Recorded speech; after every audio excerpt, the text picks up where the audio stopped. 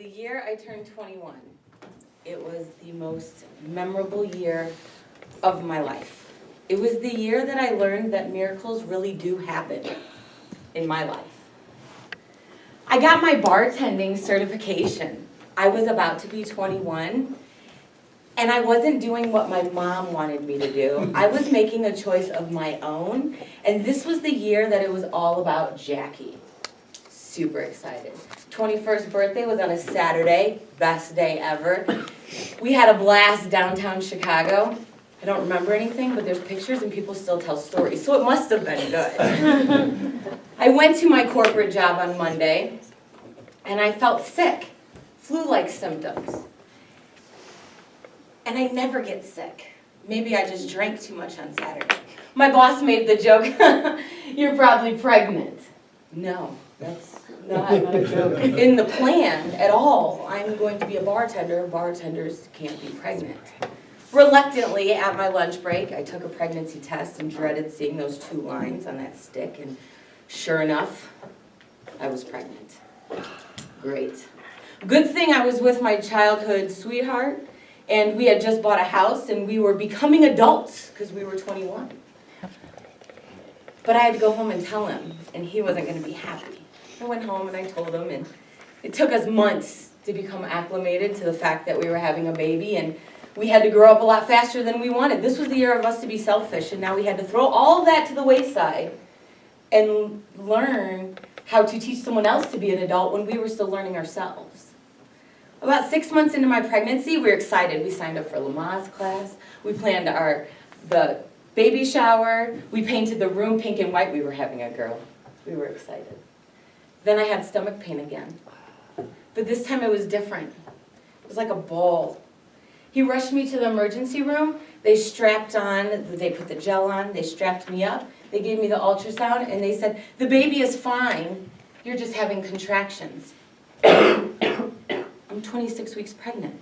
What do you mean I'm having contractions? "We're gonna have to admit you into the hospital." The doctor comes in, and he says, "Here's the thing. Your baby's not gonna survive if you have her right now. We have to pump steroids in your arm so the baby's lungs and organs can develop fully and she can be safe. You have to keep this baby inside of you for 3 days." How do you keep a baby inside of you? It's just sitting there. If she wants to come out, she wants to come out. What am I supposed to do? "Don't stress. Stress brings on the labor." Don't stress. You're telling me you're going to put steroids in my arm. Steroids are bad, so how is this going to affect my baby? How is this going to affect me? Am I going to grow hair like a man on my face? There's a million things running through my mind, but now I have to jump into mother mode, which I've never been in before, and I have to protect my child. Whatever we have to do, put them in. Twice they put the steroids in me. I lived in the suburbs of Chicago at the time. They rushed me to Chicago because that is where they have a good NICU and they can take care of me.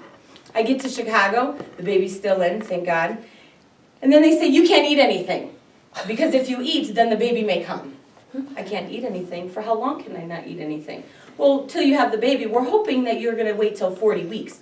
I'm 27 weeks pregnant. I'm a foodie. I love food. So what am I supposed to do? "Well, we're going to give you all the food just in a liquid form in your arm. You can have Italian ice and ice chips and some popsicles." Okay, I'm a mother. This is sacrifice that you have to make as a mother. God, you're teaching me the hardest lessons right now. I didn't want this in the first place, and then you make me go through all this. Why? So then, 2 weeks later, I'm in the hospital doing this routine, and my mother and my sisters, 8 and 10 at the time, are there to visit me, and I have to go to the bathroom. Like any normal person, I have my pole with my IVs, and I go to the bathroom, and I can't stop peeing. For 10 minutes, I can't stop peeing. I'm freaking out. I think that I had the baby in the toilet. I pull the cord. I yell to my sister to push the button. The nurses rush in. They kind of giggle and say, "Your water broke." My water broke. But I'm 28 weeks pregnant. And I was already having contractions. The baby can't come yet. She's not going to be safe. The doctor examines me and says, "It's okay. She's safe. You're not having contractions. Your water just broke. We can still keep her in." What is going on? This is not any of the rules. I didn't even get to go to Lamaze class. I didn't have a baby shower. This is not. So still, I have to not be stressed, and I have to keep my baby safe inside. A week later, I get that stomach pain again, and this time it's the worst that it's ever been, and there's nothing they can do. The baby's coming. I'm 29 weeks pregnant. They rush me into the delivery room. I push. By the way, they don't tell you you're supposed to push with your bottom, not your legs. I flew a couple nurses across the room. My baby comes out. Usually a baby at 29 weeks, if they survive, they have to rush to the NICU and put in the isolate or incubator, if you want to call it that. My baby came out. Her eyes were wide open, and she was screaming her head off.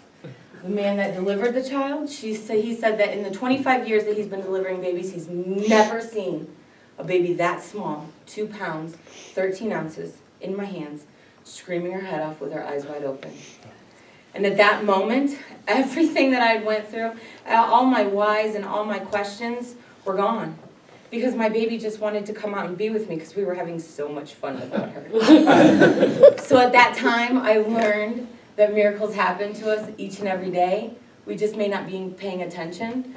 But while I sat in that hospital for 3 weeks, I had to pay attention. I had no choice. So if you ever think that miracles don't happen, just look around because they're happening. Thank you.